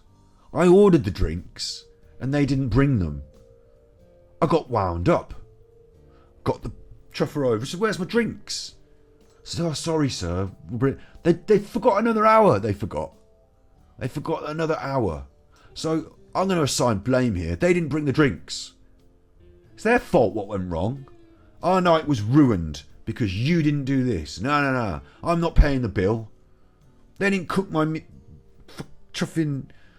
Got a thing in my dinner. They didn't cook my dinner. It's their fault what went wrong. I'm angry. They're saying here, you can blame the others, but that's a distortion. No, it's not. They didn't bring the drinks. Only you're responsible for the way you feel or act. You're not responsible for bringing the drinks. This is big. You're not responsible for the bringing the drinks. You're responsible for the way you feel and the way you behave. You're responsible for your reaction to the drinks not being brought. I'm not having a stroke. You're responsible for the reaction to the drinks not being brought, to the thing. Other people are to blame for things happening. They do their things happen. That's the world. If you blame them because you are angry, now I'm angry, now I'm upset, now I'm depressed. That rage turns inwards because I can't put it on you because you've gone away and I've been kicked out of the restaurant. I'm going home, I'm angry. I'll tell it to the person that lives at home, I'm angry, you chuffer. It's not my fault, you chuffer. I sit at home on my own late at night and drink because I'm angry. If you're responsible for the angry, you're not responsible for bringing the drink, someone else is. But if it makes you cross, if it makes you upset, depressed, if the things in life are making you feel, I'm even saying it now, if they're making you, we did it today, the chuffers at the job centre. They're doing what they do, they're doing their job. I'm not responsible for making that happen. Someone else is, we've got a system, it's gone on long enough, whatever. They've got their systems. I'm responsible for my reaction to it. How am I going to let that make me feel? Am I going to sit here and stew all night? An hour goes by, and instead of just having a chat with my mates, I've been getting more and more. Every 5 minutes I go over it in my mind and make myself more and more angry. The thing didn't change, the drinks weren't brought. 10 minutes go by, the drinks still aren't here. I'm more angry. Why am I more angry? It's been 10 more minutes. What? The drinks still aren't here. It's the same problem. I've now increased my level of anger. These sort of things. We'll get into these thought processes in the process of doing the CBT. But isn't it interesting, that one? Blaming is not about... It's not about blaming people for what goes wrong. Things go wrong. Other people may take responsibility. Maybe you take responsibility for some things that go wrong. It's not about what goes wrong. It's about how we feel when we react to the thing going wrong. Someone could be to blame. Now, this is interesting. Today we did Boris Johnson and his lies in Parliament, didn't we? Today we did that. I get wound up and angry. I actually honestly think self-mentally therapizing here. I think that when I get wound up and angry, like for the job centre appointment and things like that, I become more politically motivated to speak out because I'm angry at the system, I'm angry at the whole thing, and I spread some of that around. But I'm realising this here. It's telling me now I'm responsible for that. I need to go and sit in the garden and meditate. I talk about it on Mental Health Monday. I need to go for more of a dog walk and then get it out of my head, do the content that I want to make, not react to the world and be angry, do the content I want to make. It's hard to know what content to make when you're trying to make content every day. It's hard to know. But making it from a place of anger wasn't the original idea, was it? Talking about me again. But do you know what I mean? Isn't this massive? You're only responsible for the way you feel or act. So things will happen. You have to accept them. And if you can't get over it, if you're still angry about it, if you're acting on that aggression, that anger, that depression, turning it in on yourself, we've got to deal with that. Because we can't deal with the things they're doing. They're doing the things that... I can't make Boris Johnson behave. I have to reflect on how I react to it. It's my life. It's your life. It's how you feel. It's important. So blaming is a really interesting big one. Because naturally as humans, we're going to look around, be dissatisfied, and we're going to be able to assign the blame. But really core deep down, this is big, is that we're going to have to learn to deal with the way we feel or act in response to that blame. Do you know what? I'm the sort of... me again. I'm the sort of person... I love your job centre. I'm the sort of person that does that doesn't hold grudges long... I write people off. If people have proved themselves to be unloyal, disloyal, if people have proved themselves to be untrustworthy, a thief, that's it. Gone. No more time for you. Not going to invite you to my party. Not going to, share my life with you in the joys and the sharing that we do with our friends. You wrote yourself out of that. You're gone. So I do that. I do that. But I also have a lot of time for people making mistakes, forgiveness, certainly with family as well. Like, I believe in these family bonds that, I've got family. We were discussing it today even, that certain members of a family might not get on with other members of the family. And I was saying, well, I just get on with everyone. I know I know that they did this thing. I know that they did this thing. I know that she said and he said and that said. But I just don't hold that against anyone. When I talk to them one-to-one at the party, they're nice. And I'm nice and they're nice. And I love them because they're my family. So, they did this thing and they were a chuffer about, yeah, they did, didn't they? I did that.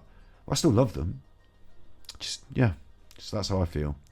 But I do blame people as well. And it is their fault, of course. Web browser. It is their fault, not mine. So shoulds. Let's move on to shoulds. Shoulds. Woulds. Coulds. Do you mind if I don't? Shoulds. Shoulds rhymes with woods, and I like being in the woods, so maybe this one will be good for me. Shoulds refer to the implicit or explicit. Oh, now we're getting rude. Hey! Didn't know it was going to get rude. Hey! Triple X. OnlyFans. I want to do an OnlyFans. I want to call it Only Clams. And what I was going to do was, because I was going to try and make it vegan. I don't know if clams open up. I think they open up in the water. So I was going to do Only Clams. And what we're going to do is on Twitter and all that, and on the normal social media, just pictures of clams closed up clams. But if you pay for the Only Clams, if you pay for the the PPV, pay-per-view, you can see them open naked. Only Clams. Is that not a good name choice? Not a good name choice? You're not going to enjoy my my under-18s baseball team then, are you? the Clams. Not going to enjoy my idea, because there's not in America, is it? Only Clams. It could just be seafood, can't it? But you're not going to eat it. It's going to be alive in the sea, and you see it naked if you pay. Only Clams. It's naughty. Well, it should be. It's Only Clams. It should be naughty. We're going to be making people pay for it. It's going to go up there next to that Cash Me Outside, How About That Girl, and all them that made the money off it. I don't know. Who do I know that's on OnlyFans? I've heard of Belle Delphine, and I've heard of Cash Me Outside, How About That. I don't think she pronounces the letters. I don't think it's not them spelling it wrong. It's she didn't say it right or something. People want to see them naked. I'm not that interested, to be honest myself. They're that interested they'll pay money. So that's what OnlyFans is. So Only Clams, we can do that. Only Clams. Hot tub clam. Clam stream. Hot tub clam stream. Let's get back to the mental health. Otherwise we're going to get way off topic again. Shoulds reminds me of the woods. Shoulds refer to the implicit. Oh, that's where it came from. Explicit rules.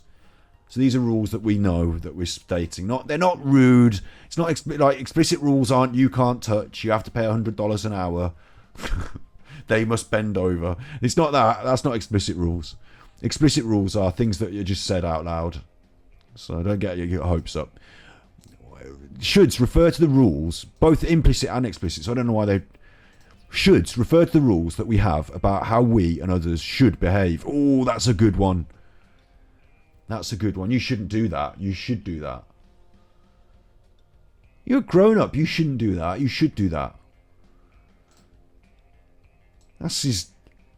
I think of this one. That's his dad. His dad shouldn't be doing this. That's your dad. Your dad shouldn't be doing that. We're upset. We break our own rules. We feel guilty. For example, we may have an official rule. Customer services representatives should always be accommodating to the customer. When we interact with a customer service representative that's not immediately accommodating, we might get angry, Karen. If we have an implicit rule that we're irresponsible, if we spend money on unnecessary things, we may feel guilty when we spend even a small amount of money on something we don't need. You can beat yourself up because you should be doing this. You should be better, but you're not, are you? You're some right chuffer. You're a chuffer. You learn those shoulds from the people telling you when you were younger. You learn those shoulds because of the society around you telling you should be taller, you should be more squishy in certain areas. You should look like this. You should speak like that. And you're not wearing the right trainers. God, shoulds are a right chuffer, aren't they, shoulds? And we all know it. We all know they're a right chuffer. But they're hard to deal with because they're human things that go through our heads. So if you've got shoulds, if you've got a case, if you've had a case of the shoulds, woulds, coulda, maybe shoulda. Should I? Can I just take a break? If you've got shoulds, you should be doing your taxes and laundry. Yeah, I should have been at the should have been at the job centre. I should be working in the supermarket. If you've got shoulds, I wouldn't mind. Do you know what? I've got to go into the supermarket. One more thing I've got to say about this is I've considered recently taking jobs that I don't actually need to want to I've considered, but the problem is I wouldn't last a long time. I've worked in a care home for a bit I worked as a cook in a care home, and I was thinking, should I just go and work in a care home and do the caring side of things for like 6 months, just so I've got it under my belt, just so I know what it's like, just so I've had the experience. It might not be my favourite experience, cleaning up the mess or whatever, might not be my favourite experience, but shouldn't I just do a bit, I was thinking that recently, about working certain jobs that I just think maybe I should. So doing my shoulds. So I'm not above, that or anything like that. In fact, I think I might, I'd volunteered for other jobs in the past that I didn't have to. Yeah, I don't mind. I'd pick up other people's dog poo in the park when they leave it there. It's horrible, but I just do it because, you should. Shoulds. We've all got. If you've got a case of the shoulds, then it turns out you've got serious mental health cognitive distortion. Serious cognitive distortion. Don't worry. Something that we're going to help to look and reframe with our work together. But not today. So you should come back next week and find out about it. I could be the artist in residence at your state. Yeah, that'd be good. Dog pooping. I don't mind picking up the dog poop. I actually thought to myself, I come up with this. Why do we do it to myself? Come up with this system the other day. We've got it wrong with the dog training. What we do with the dogs is we get the dog and we're like, oh, you need to get outside. Every time the dog does it in the house, we get it outside. Learns to do it outside. That's the system at the moment. We've got it wrong. What are we doing? Barbaric. I don't go outside. Barbaric. What I should be doing is getting a little set of steps that goes up onto the toilet. Honestly, thought about this the other night. What I should have been doing is teaching that dog to use the toilet, or at least the shower tray. Maybe it wouldn't be polite. Maybe people wouldn't like it. Maybe it wouldn't be the most hygienic. I don't know. You had a puppy loo. There you go. I could get that dog house trained. When I say house trained, I could mean house trained, couldn't I? Don't know if I'd ever get him to flush. Don't know if I'd ever be able to make him flush.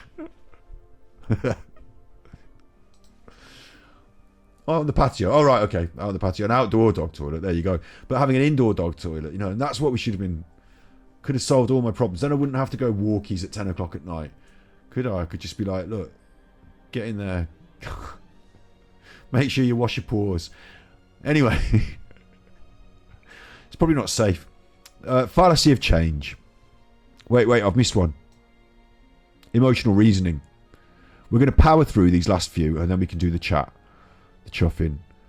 We probably won't because I need to go. I need to eat my dinner. I'm feeling faint already. We've done an hour and 20 minutes. I have to talk. Bear in mind, I've been talking now for an hour and 20 minutes, non-stop.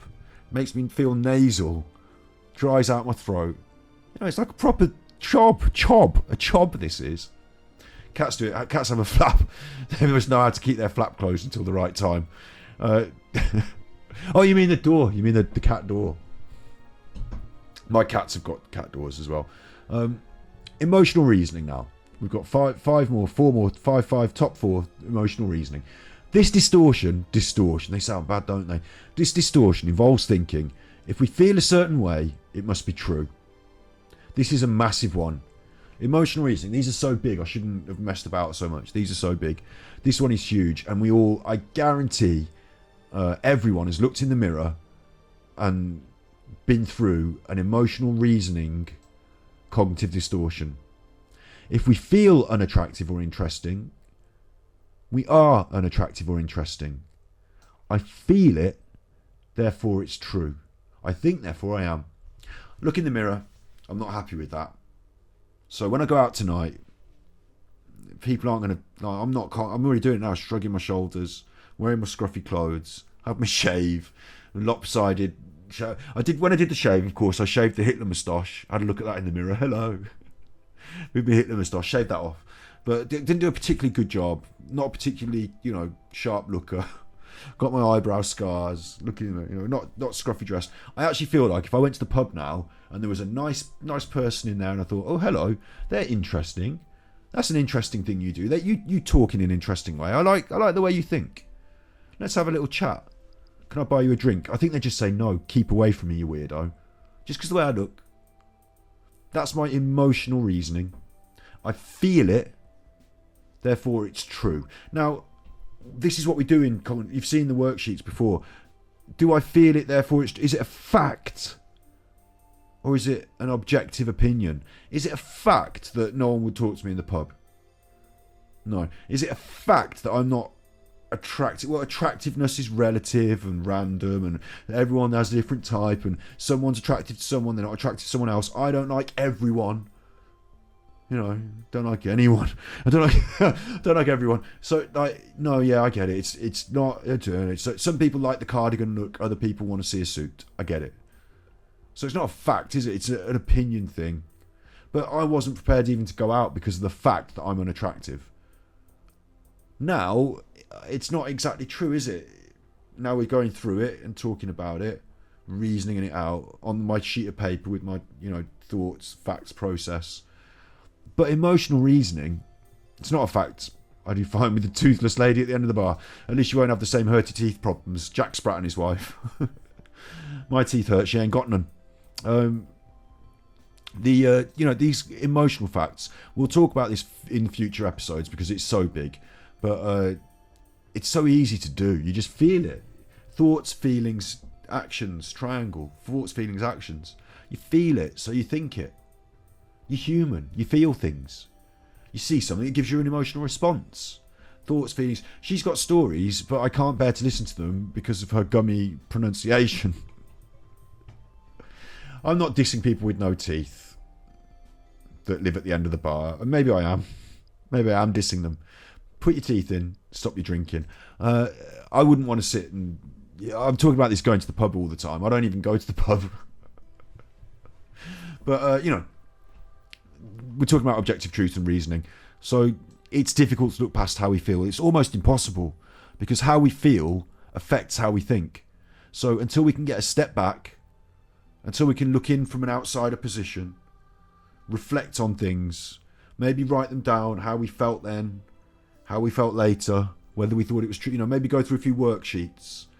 The thinking part isn't necessarily easy. Thinking is a bit more structured, and the worksheets and all that helps us to think in a structured way. Without structure, it's all emotion. You can't be easily... It's easy to be confused because you haven't got any structure. See what I'm saying? Emotional reasoning. Big thing. Big thing. The fallacy of change. The fallacy of change is, these days you pay for things and you don't get any. No change. And also the government will never change. The fallacy of change lies in expecting other people to change as it suits us. This ties into the feeling that our happiness depends on other people, and that their unwillingness or inability to change, even if we demand it, keeps us from being happy. Well, it's never going to work because so-and-so won't. They're always going to be like that, so I can never. This is a damaging way to think, because no one is responsible for our own happiness except ourselves. It's similar to that other one, isn't it? It's similar to that other one. I've got issues, and I'm quite happy to say it, with my relationship with my dad. Like, if he doesn't manage to make certain changes, we're always going to have certain barriers that we can't get past, I feel. So I kind of blaming him there, but I can't, because he's not responsible for my own, like, my happiness. I've actually come to terms with it, so I'm not going to accept that it's what's stopping me from being happy. He's going to be him. He's going to be him. But I have to be me. So I'm not going to worry about how people change as it suits me. People will. Of course I'm going to worry about it. I'm going to feel things and all that. But in my right mind, you know, my feelings of happiness can't depend on those other people. I can't say, until so-and-so does this, I will never. Unless they, you know, this is a good one. This one is big on love as well. Unless they love me, I can never feel happy. Unless I find my soulmate who loves me in this, I can. This is about being happy just because you need to be happy, you know. About finding that route to your own happiness without other people changing and making it better. It's a damaging way to think, because no one's responsible for our own happiness except ourselves. It's how we react that matters. Global labelling, mislabeling. This cognitive distortion is an extreme form of generalising, not over-generalising, not over-generalising, but just an extreme form of generalising, in which we generalise one or two instances of quality or qualities into a global judgment. For example, if we fail at a specific task, we may conclude we're a total failure in not only that area, but all areas. Ooh. It's like some of the others, but a bit more. If a stranger says something a bit rude, we may conclude they are an unfriendly person. I dig that, I get that, you know, I feel that as well about sometimes. Like, I make a joke, you might make a joke, it might not go down that well. Doesn't mean it just means that joke didn't go down well, but now you've said it, it's public, they've got their ideas. Do you know what I mean? Mislabeling is specific to using exaggerated and emotionally loaded language, such as saying a woman has abandoned her children when she leaves her children with a babysitter to enjoy a night out, or even, you know, God forbid, had to put them up for adoption. Maybe she didn't want to abandon them. Maybe it was an emotional. We've labelled her as a callous. You know, labelling. Yeah, labelling in society is a tough thing to deal with. Whether you're being labelled, self-labelling, whether you're saying because of this thing, I think this other thing. It's quite a complex dance of ideas going on there. But it's part of the generalising. And also, I believe, once you've attributed that label to something, once you've stuck that title on there, written that post-it note and stuck it on, it's there then. It's harder to then say, okay, take that away, forget that. Now what are we thinking? You know, that person's rude. I don't like them. So next time I meet them, I'm not like, hi, nice to see you. So they're not going to be like, oh, hi, nice to see you. So now we got another sticker. They didn't even see nice to see me. They're not even happy to see me. Another sticker. I don't like them. I told you I didn't like them. I'm sure I don't like them. I'm right to not like them. I mean, what we need to be doing is taking those labels away. Saying, okay, clean slate. You know, maybe I'm not the be all and end all. Maybe I'm mislabeling these things. Got to view things with a fresh prism all the time, because check my labeling. Check it's right, you know, these sort of things. So first impressions are sometimes hard to shake, yeah, and it's human to do that. We're not wrong to use our first impressions, because otherwise you'd never be able to get anywhere. Is this person rude? I don't know, give it 6 months. Well, we've got to decide whether we're inviting them to the party today, so I need to know. You know, like it's natural to just click with people or bond with people, or not with others, but maybe they're going through a thing and you didn't know that day they'd just lost their friend in a tragic accident, and or maybe today they'd come back with a neck brace on. Hello, Capital K.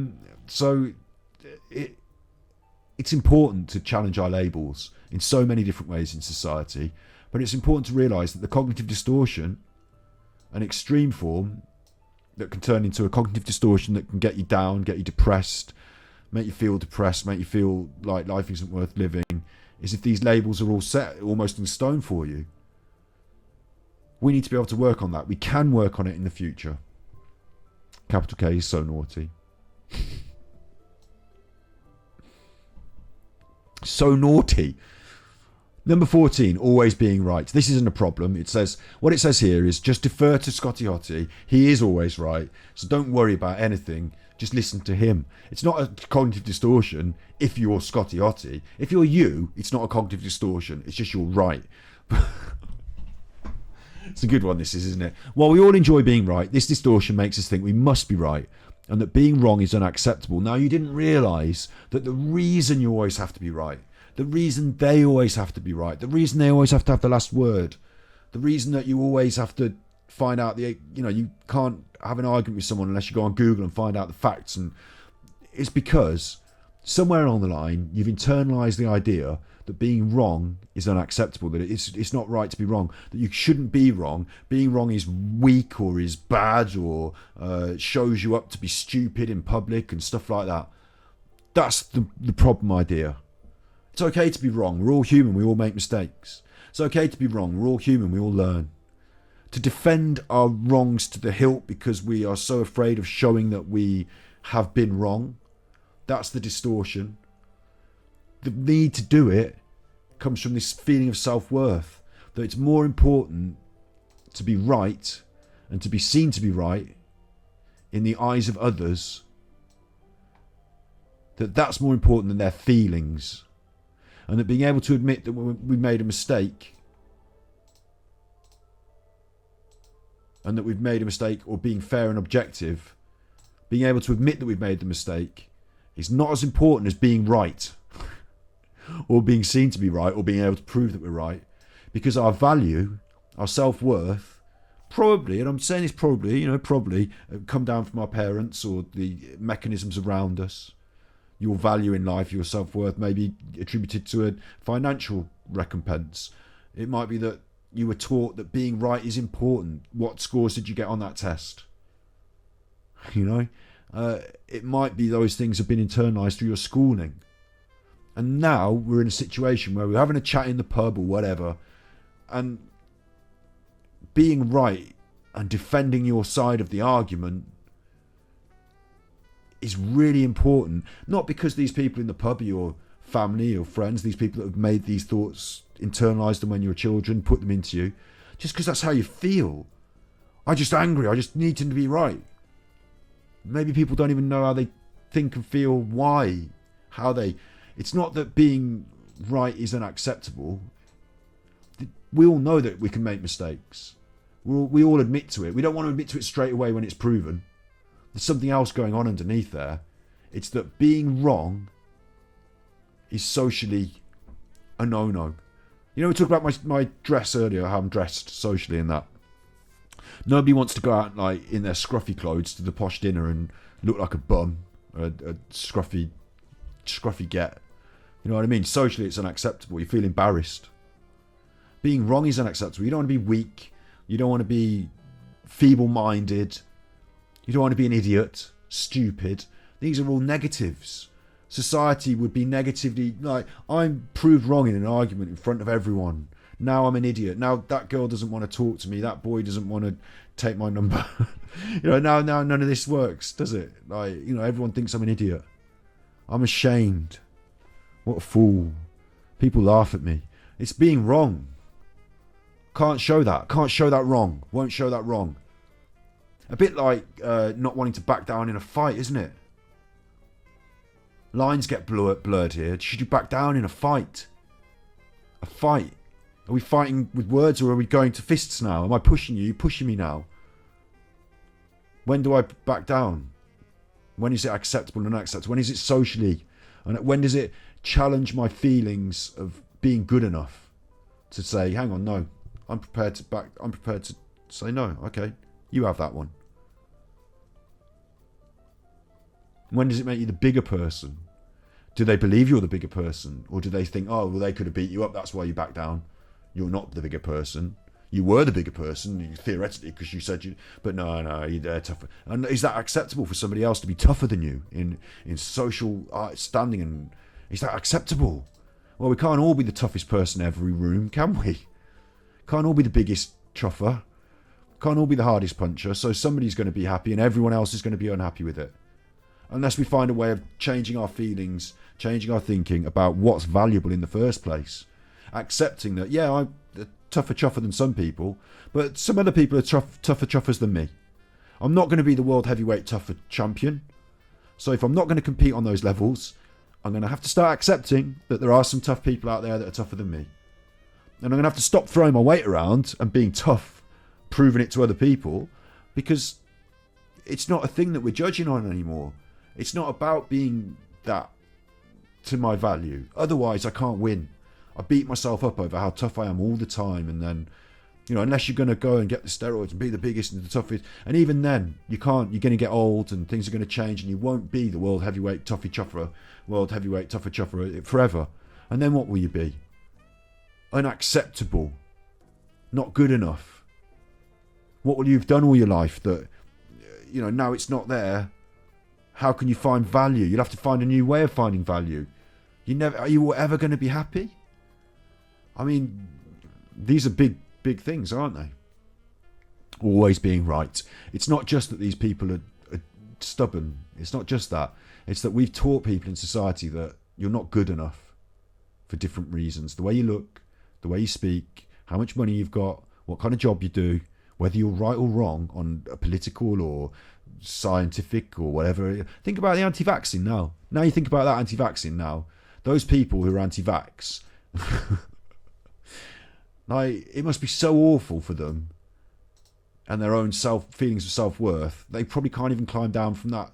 They would rather prove that vaccines, the anti-vax thing, they'd rather prove that, wouldn't they, than turn around and say, actually, no, you know what, you were right, I was wrong, I'm an idiot.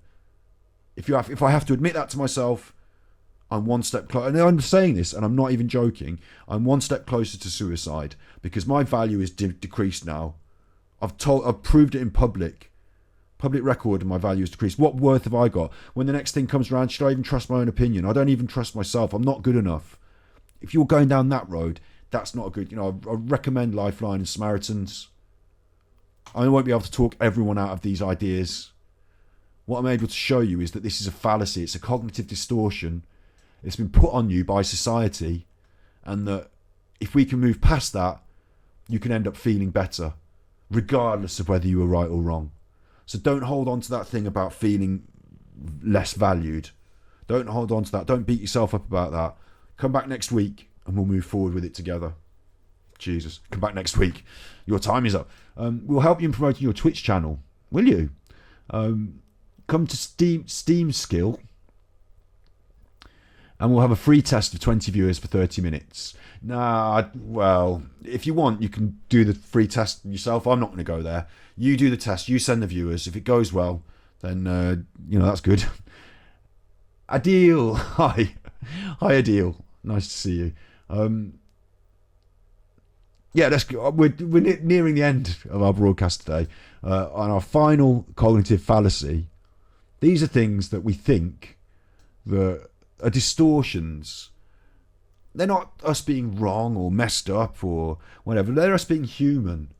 And I don't know if you've ever heard, like I said about visual distortions earlier, I said about visual, a visual system. I don't know if you've ever heard something and it's not actually been what you thought it was. I don't know if you've ever seen anything and been confused by it. I mean, those optical illusions. We're susceptible to distortions in our reality, the way we perceive and sense things. We can see these things, optical illusions. I want to get one now. I love optical illusions. We should do a whole stream on them. Let's do a whole stream on them. Optical. And there's auditory illusions. The auditory ones are good as well. It's going to have to be another time for them. But, these optical illusions, we know that this is... we know this is our brain doing it, don't we? We know this is our brain creating these things. I just wanted to find a good one. There's a Zebras. They'll do. That was a good one. Did Did you hear the cheer in my voice then when I saw it with zebras? Let's move the Zeb browser. Let's move the Zeb browser. Yay, look. So we know that we can make funny mistakes just through looking at things, looking at the world. How's that? What's that? My brain didn't quite... I'm not a chuffer with a broken brain. I'm just a human with a natural human brain. It's just difficult sometimes. Same with our mental health and the way we think. These things, you can see it. So you can see there's a picture there. That's the problem. I can draw a line around it. The things you hear, you can't see something. It's harder, isn't it? You can record it with a tape recorder and listen to it back. The things you think, they're in your head. You can write them down if you want. I can talk for hours and still not really get to the point. They're in your head. No one can see them. Only you know. Only you know. And even then, you don't know because they can be distorted. That's all. They can be optical illusions sometimes. Not everything. Not everything is a two-headed zebra. Okay? Not everything is a two-headed zebra, is it? But sometimes the things you think might be, and you don't know. Because they're in your head. They're the way you think. You follow them through because they're your thoughts. You need to be able to take a step back and see the two-headed zebra and say, oh, that one is an optical illusion. And so through these CBT techniques, through the worksheets, that's the stepping back and taking a look. Once we find out which one of these things that we want to work on, which of these distortions we want to fine-tune, we've got more worksheets and thinking to help work through them. We've got more tools. You see here, 9 tools. We've got tools to help deal with them. We're going to learn together. So don't worry. They're coming next week. We might look at some tools next week, and we might this is the whole year, remember. I don't know how long it's going to take us, but we're going to go through the cognitive behavioural therapy syllabus, so to speak, and expose you to all the different ideas. So don't worry, we've got the help. It's going to be there. You'll be able to take these ideas away and work on them in your own time. When you have the thoughts, you fill in the worksheet. You don't sit in the... it's not like a lesson where you have to come for an hour a week and like, okay, now fill in your worksheet, you. It's your own time, your own homework, your own mind. Final one. Heaven's reward fallacy. It's a fallacy, it's a distortion, but it's human. This distortion involves expecting any sacrifice or self-denial will pay off. Oh, hello. We may consider this karma and expect that karma will always immediately reward us for our good deeds.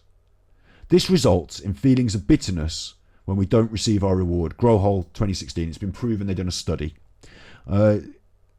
Feelings of bitterness. So what we're saying is, let's say, for example, I'm quite a good chuffer. I give money to charity. I'm quite a good chuffer. I give my money to charity, So when it comes to my lottery ticket, I expect to win here. God. Karma. I've been doing good things. Where's my chuffing good reward? Not just where is it? Why is life so shitty? Why is life so chuffy when I do my best all the time and I still get the slap in the face? That feeling of, it's the injustice again, isn't it? It's that feeling. It's a fallacy, isn't it? I don't pay into some cosmic bank. Oh, there's the battery. Don't worry about the battery. Don't worry about the battery. I'll talk with a frozen face for 5 more minutes. Don't worry about the battery. I've got my, my reward bank adding up, haven't I? Where's my chuffing reward? I expect it's coming. But that's not how we do it. And that's not why we're doing the good deeds either. The reason we're doing the good things is for the sake of doing the good things. The reward is the deeds themselves being good. It's always worth remembering that. I don't expect anything when I help that lady across the road. So if she doesn't give me anything, I'm not going to take her back over the other side of the road and leave her there. I'm just happy she's where she needs to be. That's why I helped. So it's about believing in the real honesty, real good deep down reasoning. It's not about stopping doing good deeds. Don't start giving up the good deeds because there's no real karma in the world. It's not about that. It's about recontextualizing what we expect from the world. Many tools and techniques found in cognitive behavioral therapy are intended to address these distortions. Good. Okay, good. Heaven's reward fallacy was the final one. And I mean, that's hard for me to face as well, because I actually believe that there is some karma and there is some good in the world. I'll do the big face, even though it's going to be a frozen face. Frozen face. I believe in some good in the world. And I know, I'll tell you what, I don't just believe in it, I can evidence it, because hello you in chat. Hello you watching this right now with my frozen face. Hello you. You are the good in the world. You are good. You are good. I'm waving my arms. Kill on your helmet and you wear a peace button. What's that supposed to be? Some kind of sick joke? I'm waving my I'm arms. trying to suggest something about the duality of man, sir. I'm good. I'm frozen. You're good. And if you can't be good, now's the time that I take my frozen face away and insert a pizza into it. And I should think that if you can't be good, you should be forced to do the same. Be good, my little puckos. I will see you in the next one.